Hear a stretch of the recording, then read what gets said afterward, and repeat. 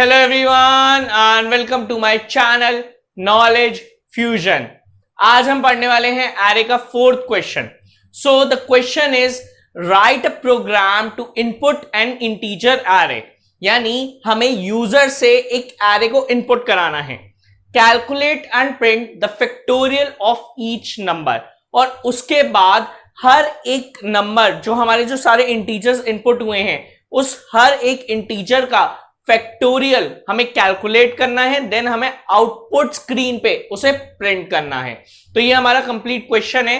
तो इस क्वेश्चन को सॉल्व करने से पहले सबसे इंपॉर्टेंट बात आपको ये पता होना चाहिए एरे क्या होता है, व्हाट इज एन एरे। मैंने एक वीडियो अपलोड करी हुई है, ऊपर आई बटन दिख रहा होगा, उसे क्लिक करके आप उस वीडियो को वहां से देख सकते हैं। अब जावा की हेल्प से हम ये समझेंगे कि हम इस क्वेश्चन को कैसे सॉल्व कर पाएंगे। तो आइए इसे देखते हैं।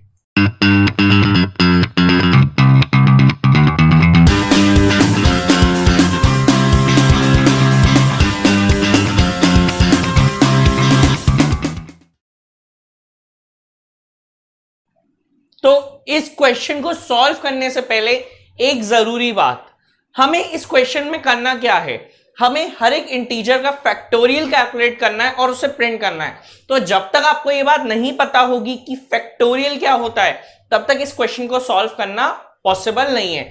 तो फैक्टोरियल की मैंने एक वीडियो अपलोड करी हुई है, तो आप ऊपर आई बटन दिख रहा है उसे क्लिक करें और पहले समझें कि फैक्टोरियल होता क्या है, ताकि आप इस क्वेश्चन को बहुत डिटेल से अच्छे से समझ सकें और इसे आगे सॉल्व कर सकें।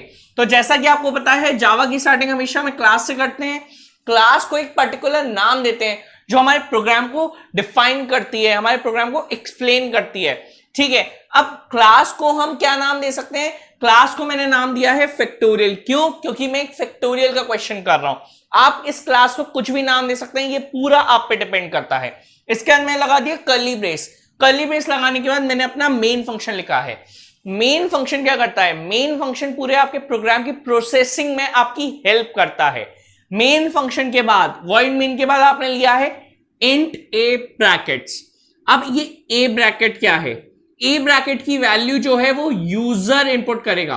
कौन इनपुट करेगा? यूजर इनपुट करेगा। अब इंट ए ब्रैकेट है क्या? ए एक एरे है, हमने एक एरे डिफाइन किया है। एरे को डिफाइन करने का तरीका ये होता है, पहले हम एक वेरिएबल लिखते हैं, उसके बाद ब्रैकेट्स लिखते हैं, यानी ए और ये ब्रैकेट्स, ये एक एरे डिफाइन हो गया। ठीक है, इसका साइज हमें नहीं पता कि इस एरे का साइज क्या है, क्योंकि हमने इसके अंदर कोई नंबर नहीं डाला है। अगर इन ब्रैकेट्स के बीच में नंबर होता तो हम ये भी बता सकते थे एरे का साइज क्या है। Int A bracket. अब यहां बात करते हैं ये इंट क्या है। ठीक है, अब इंट जो है वो एक डेटा टाइप है, यानी इसका मतलब क्या है कि आप इस एरे के अंदर सिर्फ इंटीजर वैल्यूज ही स्टोर कर सकते हो, कोई स्ट्रिंग वैल्यूज नहीं, कोई कैरेक्टर वैल्यूज नहीं, कोई और वैल्यू नहीं, ओनली इंटीजर वैल्यू। इसके बाद आपने लगा दिया कर्ली ब्रेस। यहां तक हमारा step 1 that is the syntax part complete हो चुका है। अब बारी आती है स्टेप 2 की, जिसमें हम वो वेरिएबल्स लेते हैं जो हमारे प्रोग्राम को सॉल्व करने में हमारी हेल्प करते हैं। ठीक है, int I L J F N. ठीक है, अब यहां पे लिखा है इंट यानी इंटीजर। ठीक है, अब इसका मतलब क्या है? इन सारे वेरिएबल्स के अंदर आप सिर्फ इंटीजर वैल्यू स्टोर करोगे, कोई स्ट्रिंग वैल्यू नहीं, कोई कैरेक्टर वैल्यू नहीं, ओनली इंटीजर वैल्यू। ठीक है, कोई भी और वैल्यू आप स्टोर नहीं कर सकते। अब बात करते हैं ये सारे वेरिएबल्स मैंने क्यों लिए हैं। आई मैंने क्यों लिया है? देखो, जब आप एक एरे पे वर्किंग करोगे, ये आपकी एक एरे होती है। ठीक है, जब आप इस एरे पे वर्किंग करोगे तो आपको इसके हर एक एलिमेंट के पास जाना पड़ेगा। तो हर एक एलिमेंट के पास जाने के लिए आपको ये पूरी एरे ट्रैवर्स करनी पड़ेगी। ठीक है, इधर से इधर पूरी एरे ट्रैवर्स करनी पड़ेगी। तो पूरी एरे को ट्रैवर्स करने के लिए, हर एक एलिमेंट के पास जाने के लिए हमें लूप चलाना पड़ता है। तो लूप चलाने के लिए मैंने लिया है I. Next variable is L. अब मैंने एल क्यों लिया है? जब मैं इस एरे पे वर्किंग कर रहा हूं तो एरे पे वर्किंग करने से पहले मुझे उसकी लेंथ मालूम होना बहुत जरूरी है। ठीक है, तो एरे की जो लेंथ है वो मैं क्या करूंगा? कैलकुलेट करूंगा, फिर उसे एल वेरिएबल में स्टोर करा दूंगा। अगर आपको लेंथ कैलकुलेट करना नहीं आता तो एक मैंने वीडियो डाली थी स्ट्रिंग के ऊपर जो कि लेंथ कैलकुलेट कर रही थी। तो लेंथ फंक्शन की एक वीडियो डली हुई है, आप चाहें तो उसे देख के समझ सकते हैं कि लेंथ कैसे कैलकुलेट की जाएगी। ठीक है, स्ट्रिंग और एरे में लेंथ एक ही तरीके से कैलकुलेट की जाती, कोई फर्क नहीं आता। अब जे, एफ और एन, जे जो है वो भी मैंने लूप चलाने के लिए लिया है, जैसे मैंने आई लूप चलाने के लिए लिया था, जे भी मैंने लूप चलाने के लिए लिया है। अब जे लूप चलाने के लिए क्यों लिया है? तो जे मैंने इसलिए लिया है, जब हम किसी भी नंबर का, किसी भी इंटीजर का फैक्टोरियल कैलकुलेट करते हैं तो हमें उसके अंदर एक लूप चलाना पड़ता है, तो लूप चलाने के लिए मैंने जे लिया है। एफ, अब बात करते हैं एफ की। एफ मैंने किस लिए लिया है? एफ मैंने लिया है फैक्टोरियल को कैलकुलेट कराने के लिए। फैक्टोरियल को कैलकुलेट करा के मैं एफ के अंदर स्टोर कराऊंगा। जब फैक्टोरियल मेरा कैलकुलेट करके स्टोर हो जाएगा तब मैं उसे प्रिंट करा दूंगा। अब लास्ट में मैंने एन क्यों लिया है? एन मैंने इसलिए लिया है, ये पूरी मेरी एरे है जिसके अंदर मेरे इंटीजर्स हैं। अब हर एक इंटीजर को मैं एक्सट्रैक्ट कराऊंगा, उसे एन में स्टोर कराऊंगा, फिर उस पर वर्किंग करूंगा, फिर उसका फैक्टोरियल कैलकुलेट करूंगा। तो इसलिए हर एक एलिमेंट को, हर एक इंटीजर को एक्सट्रैक्ट कराने के लिए एक एरे से मैंने लिया है एन, ताकि मैं एक्सट्रैक्ट करा के उसे कहां स्टोर करा सकूं? एन में, या किसी भी, आप कोई और भी वेरिएबल ले सकते हो। मैंने एन लिया है, मैं हर एक एलिमेंट को, हर एक इंटीजर को एक्सट्रैक्ट कराऊंगा और उसे कहां पे? एन में स्टोर कराऊंगा। ठीक है, तो ये सारे मैंने आपको वेरिएबल्स क्यों लिए हैं ये मैंने एक्सप्लेन कर दिए। अब इसके बाद आगे देखते हैं।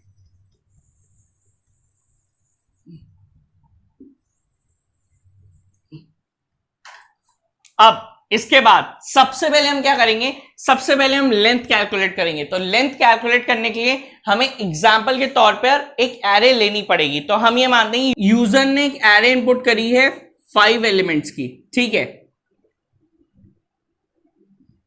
0 1 2 3 4। ठीक है, इसके अंदर एलिमेंट्स हैं 3 4 5 6 8। ठीक है, ये मेरे एलिमेंट्स हैं, यानी यूजर ने क्या किया, ये सारे एलिमेंट्स इनपुट कर दिए। अच्छा, ये जो मैंने 0 1 2 3 4 लिखा है इसे हम अभी रब कर देते हैं। ठीक है, अब बात करते हैं, ये हमारी एरे है, यूजर ने एक एरे इनपुट कर दी। ठीक है, अब इसके बाद हमें सबसे पहले क्या करना है? हमें एरे की लेंथ कैलकुलेट करनी है। तो लेंथ कैलकुलेट करने के लिए क्या करेंगे? हम लिखते हैं a डॉट लेंथ। मैंने a डॉट लेंथ क्यों लिखा? रीजन क्या था? लेंथ कैलकुलेट करने के लिए जो फंक्शन होता है वो होता है डॉट लेंथ। डॉट लेंथ आपका फंक्शन हो गया। अब आपको किसकी लेंथ कैलकुलेट करनी है? आपको a एरे की लेंथ कैलकुलेट करनी है। तो आप लिखोगे a डॉट लेंथ। इसका मतलब है आपने कहा कि a एरे की लेंथ मुझे कैलकुलेट करके l में स्टोर करा दो। तो अब लेंथ कैसे कैलकुलेट करते हैं? सबसे पहले हम इंडेक्सिंग करते हैं। 0 1 2 3 4। हमारी इंडेक्सिंग कितनी आई? 0 से लेके 4 तक। तो हमारी लेंथ कितनी हो गई? हमारी लेंथ 5 हो गई। हमेशा जो भी आपका लास्ट इंडेक्स आता है लेंथ उससे एक ज्यादा होती है। तो आपकी लेंथ कितनी हो गई? लेंथ आपकी 5 हो गई। अब आपकी लेंथ कैलकुलेट हो गई।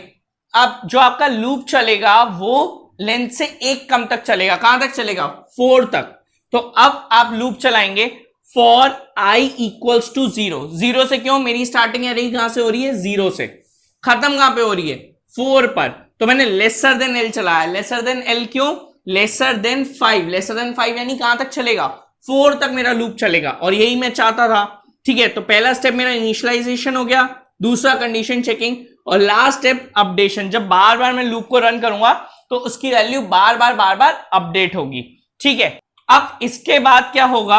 आपका जो फॉर का लूप है वो यहां से लेके कहां तक चल रहा है? यहां तक चल रहा है। ठीक है, इसका ब्रेस यहां मैंने ओपन किया, यहां पे क्लोज किया है। ठीक है, और जो आपका ये जो ये वाला जो फॉर का लूप है ये यहां से लेके बस यहीं तक चल रहा है। तो ये आपके दो डिफरेंट फॉर के लूप्स चल रहे हैं। इसका ब्रेस यहां से लेके यहां तक, इसका ब्रेस यहां से लेके यहां तक। तो सबसे पहले हम सिंगल एक एक करके वर्किंग स्टार्ट करते हैं। For i equals to 0। 0 is lesser than 5। मैं पूरा ड्राई रन एक्सप्लेन कर रहा हूं तो ध्यान से इसे समझिएगा। i की वैल्यू क्या है? इनिशियल वैल्यू आपकी हो गई 0। अब इसके बाद 0 इज लेसर देन 5। क्या 0 5 से छोटा है? कंडीशन हमारी ट्रू है, 0 5 से छोटा है। कंडीशन ट्रू है तो आप लूप के अंदर आ जाइए। n equals to ai। अब इधर i की वैल्यू क्या है? i की वैल्यू 0 है। यानी ये क्या हो गया, A0 हो गया। तो n इक्वल्स टू A0।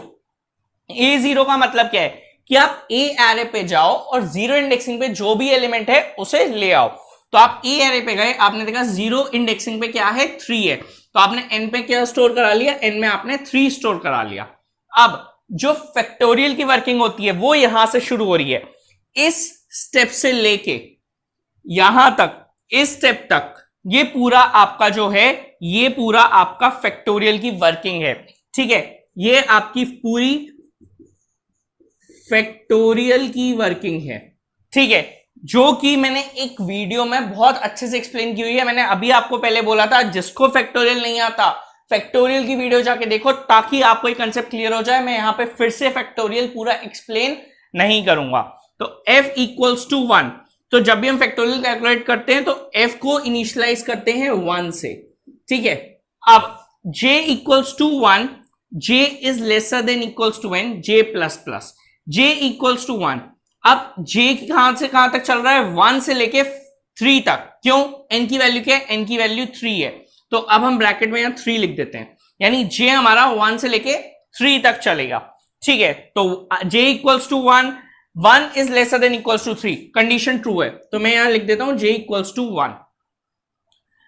अब जब हमारी कंडीशन ट्रू है, 1 3 से छोटा है, तो अब हम लूप के अंदर आ जाएंगे। आपका जो j का लूप है वो यहां से यहां तक का चल रहा है, जिसमें हम क्या कर रहे हैं, हम 3 एलिमेंट का जो फैक्टोरियल है वो कैलकुलेट कर रहे हैं। क्वेश्चन क्या था, हमें हर एलिमेंट का जो फैक्टोरियल था वो कैलकुलेट करना था, तो ये हम ये 3 का फैक्टोरियल कैलकुलेट कर रहे हैं। f is equals to f into J, यानी कि f इंटू जे, f की वैल्यू आपकी क्या है 1, j की वैल्यू क्या है 1, 1 इंटू 1, और 1 इंटू 1 क्या आता है आपका 1, तो जो किस में स्टोर हो गया, f में, तो आपका f में 1 स्टोर हो गया। अब इसके बाद आपका लूप यहां से लेके यहां तक था, तो जब तक आपकी कंडीशन फॉल्स होगी तब तक ये लूप बार बार चलेगा।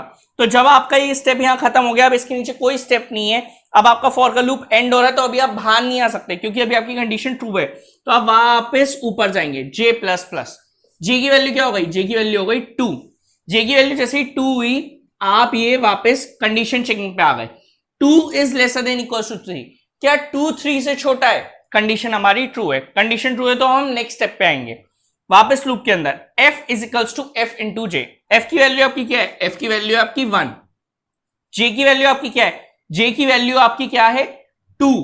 ठीक है, तो अब 1 इंटू 2 कितना हो गया 2, तो इस बार आप f में क्या स्टोर कर देंगे, f में आप 2 स्टोर कर देंगे, तो आपका f में 2 आ गया। अब आप वापस से ऊपर जाएंगे, j प्लस प्लस, तो j की वैल्यू इस बार क्या हो गई, j की वैल्यू 3 हो गई। अब आप कंडीशन चेक करेंगे, 3 is lesser than equals to 3, क्या 3 3 से छोटा है, कंडीशन हो गई आपकी फॉल्स। क्या 3 इज इक्वल टू 3, क्या 3 3 के इक्वल है, कंडीशन आपकी हो गई बिल्कुल ट्रू। कंडीशन ट्रू है तो वापस आप लूप के अंदर आ जाएंगे। अब f is equals to f into J, f की वैल्यू क्या है 2, j की वैल्यू क्या है 3, तो 2 इंटू 3 6, 6 किस में स्टोर हो, f में, तो ये आपका f में 6 स्टोर हो गया। f में जैसे ही 6 स्टोर हुआ, आप वापस ऊपर गए, j प्लस प्लस, j की वैल्यू आपकी क्या हो गई 4 हो गई। अब आप वापस आपने कंडीशन चेक कराई, 4 is lesser than equal to 3, क्या 4 3 से छोटा है, नहीं, 4 3 के इक्वल है, नहीं, कंडीशन आपकी कंप्लीटली फॉल्स हो गई। जब आपकी कंडीशन फॉल्स हो गई तो आप ये लूप के बाहर आ जाएंगे। जैसे ही आप लूप के बाहर आए, अब इसके बाद यहां पे मेरे पास स्पेस नहीं थी, वरना नेक्स्ट लाइन आनी है SOPLN। ठीक है, तो यहां पे स्पेस नहीं थी, मैंने उधर लिखा है, अब वहां देखते हैं SOPLN। सबसे पहली बात, SOPLN एक फंक्शन है जो हमें प्रिंट करने में हेल्प करता है, पर हम SOPLN का यूज बिल्कुल नहीं कर सकते। आपको फुल फॉर्म system.out.println यूज करना है। अगर आप शॉर्ट फॉर्म यूज करेंगे तो ना आपके कंपाइलर में ये प्रोग्राम रन करेगा, यानी कि आपका जो कंप्यूटर है जिसमें आप अपना प्रोग्राम टाइप करोगे उसमें भी वर्किंग नहीं करेगा, और इनफैक्ट आपके एग्जाम में भी आपको इसके मार्क्स नहीं मिलेंगे, आपके मार्क्स कट हो जाएंगे। आप SOPLN शॉर्ट फॉर्म यूज नहीं करेंगे। ठीक है, फुल फॉर्म क्या है, system.out.println। अब इसके अंदर क्या होता है, इसके अंदर दो चीजें होती हैं, या तो सारी चीजें जो हम लिखते हैं वो एज इट इज प्रिंट हो जाती हैं, या फिर हम जो चीज लिखते हैं उसकी वैल्यू प्रिंट होती है। तो अब कैसे पता चलेगा क्या प्रिंट होगा क्या प्रिंट नहीं होगा, जो भी चीज आपकी इन्वर्टेड कॉमास के अंदर है वो एज इट इज प्रिंट हो जाएगी। यानी इसका आउटपुट क्या आएगा, फैक्टोरियल